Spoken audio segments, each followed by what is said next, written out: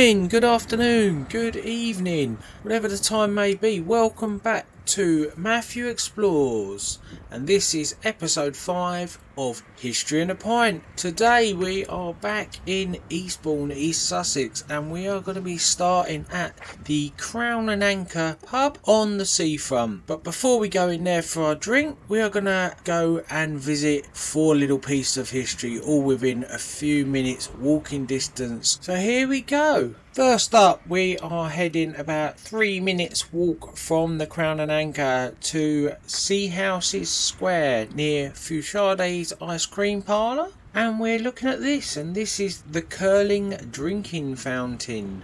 So nestled in the heart of Eastbourne, where Marine Parade meets Seahouses Square, stands this curious relic of Victorian philanthropy. The curling drinking fountain. This isn't just a quaint cast iron sculpture, it's a monument to compassion, controversy and community. Commissioned in 1865 by Mrs. Elizabeth Curling, a local resident who was moved by a deadly outbreak of scarlet fever 2 years earlier, the fountain was a gift of clean water to a town in crisis. Its inscription reads, "Jesus said, whoever drinketh of the water that I shall give him shall never thirst," a spiritual promise etched in iron. Originally located 100 metres or so from here, it was outside the Marine Hotel and Leaf Hall. Leaf Hall at the time was a hub for working class welfare, often used as a food bank. The fountain quickly became more than a source of hydration.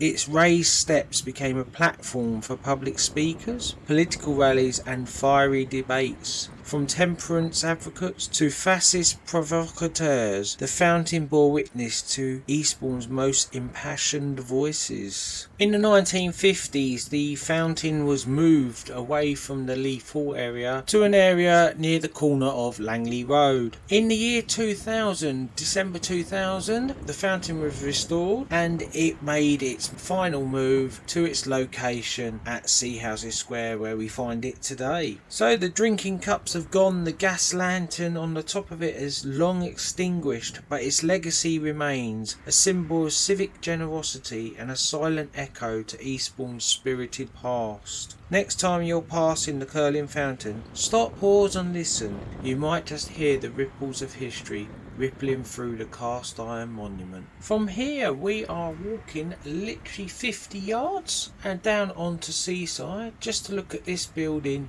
here. So as we look across the road here, we see number 20 Seaside, and this building was built in 1804 to 1805 and its former name was Livingstone House. This was also called the Ballroom House and Assembly Rooms. This building is Grade 2 listed. It was listed in 1971, and after its use as the assembly rooms later in life, some may remember it as the Busy Bee Cafe. It's now converted into flats, but it is still a listed building. In Victorian times it would have been the centre of entertainment, with the ballroom housed and the assembly rooms being a meeting place for the local hoi polloi. So moving on, we are going to take a walk back in the opposite direction now. So we're going to walk back past the Crown and Anchor and we're walking onto the promenade along towards the pier, but we're not going to have a look at the pier today. I have got a video all about Eastbourne Pier and the history of it.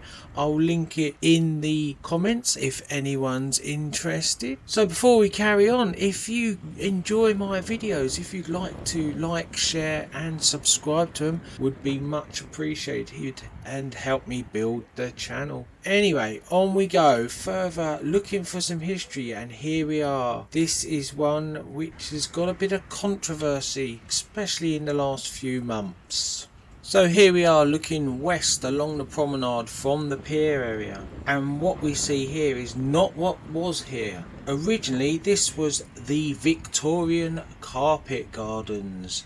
Established in the 1880s, the Carpet Gardens were part of Eastbourne's transformation into a fashionable seaside Victorian resort. Inspired by Victorian carpet bedding, the gardens used tightly packed colourful plans to create intricate patterns, a horticultural art form that showcased civic pride and seasonal flair. Positioned between the bandstand and the pier, they quickly became the centrepiece of the promenade, drawing admiration from visitors and locals alike. Throughout the 1900s, the gardens became synonymous with Eastbourne's identity, featured on multiple postcards, tourist brochures. Commemorative displays were often seen, designs often reflecting national events such as tributes to the NHS or royal anniversaries. The gardens were maintained by Eastbourne Borough Council, with seasonal bedding changes and floral sculptures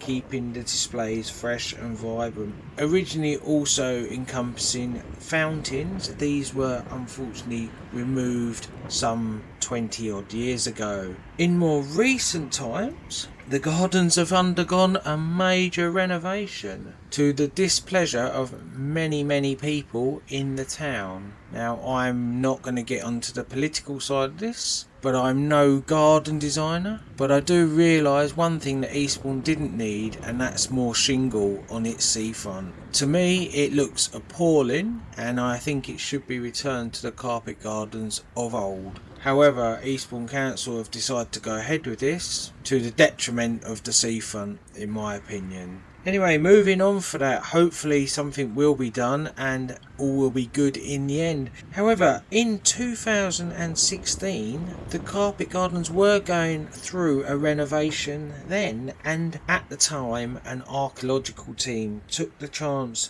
to dig beneath the gardens to find the remnants of a Roman villa. And this brings us on to my final piece of history today, and that is the Eastbourne Roman Villa. So standing here in front of the pier, we are going to step back in time nearly 2,000 years and uncover the secrets of Eastbourne's Roman Villa, once nestled close to where I am and now where the waves kiss the promenade. So archaeological evidence of the villa was first mentioned in 1724. However, the foundations of the villa were found many years later in 1848. And there is much we don't know about the villa. However, there are different sources that say differing things. For this little short video, I'm using a archaeological journal article from 1952 and also my Murray's Guide to Sussex, printed in 1877. So obviously archaeology's moved on a long time since the printing of this journal and this guidebook. However, here's what we know, or what's believed, about the Roman villa in Eastbourne. When you think of Roman Britain, you think of places like Bath and Hadrian's Wall. These are things that tend to spring to mind when you think about Roman Britannia. But few realise that Eastbourne once housed a modest villa complete with heated floors, mosaics and evidence of coastal living in Roman style. It's believed to have been on par with villas found at Bignor near Arundel and Fishbourne and Folkestone. The 1952 report tells of well-laid foundations, flint walls and surprisingly sophisticated hypercool system. This is, for those who don't know, the hypercool system is the heating system used in Roman villas, where they heated the rooms from under the floor by pumping in hot air. The site revealed fragments of red tesseract. This is the mosaic pieces. Unfortunately, these were lost to looting and often sold as souvenirs to locals and tourists. However, the fact that the hypercourse and evidence of mosaics are a sign that the Romans here appreciated style while also being comfortable and warm. Let's just say, if it was presented to us by Roman estate agents, I'm sure it would have been labelled as having lovely sea views, heated floors and perfect for toga parties. The journal also reports that the bases of two large columns were found, and these were found during the building of numbers 3 and 4 Grand Parade in 1853, and the bases were left on show for a few days before unfortunately being broken up and incorporated into the foundations of these buildings. The main site of the building building ran east to west with the hypercourse and furnace at the west end, and a small mosaic just enough to suggest prestige was found near the central room. The report also notes a curious lack of domestic objects. However, this could have been that it was emptied before the villa was abandoned. There's also evidence of bathhouses nearby. It could well have been a spa stop for travelling dignitaries. However, its full use and who occupied it is not known. There have been some finds, and some of these finds were Roman pottery from Gaul, prized for its glossy finish, and also some tiles from the hypercourse. However, a lot of the finds were lost during 1943 when Eastbourne Museum was destroyed during the war. It's suspected that the villa covered quite a large area, and it would have incorporated the area along the promenade where the pier is, and the carpet gardens, and also up to Elms Avenue. However, time and tide wait for no one, not even the Romans. Coastal erosion, changing land use, and the march of modernity buried the villa's memory, and now it rests again beneath Eastbourne's bustling seafront, a whisper from the past under modern feet. Roman history isn't always about the grand amphitheatres and towering columns that were seen in my last video when I visited Rome. It's often the quiet stories tucked away in folds of everyday places. The Eastbourne Villa reminds us that even in what seems an unassuming stretch of the coast, the Roman Empire left its mark. Okay, that's that little bit of history for today. We're heading back now to the Crown and Anchor to grab a bit of refreshment. Just a little bit about this pub. If you're visiting the town, this pub is ideal location right on the seafront, dog friendly, and a lovely location when the sun's out. So today I'm here with Bronte,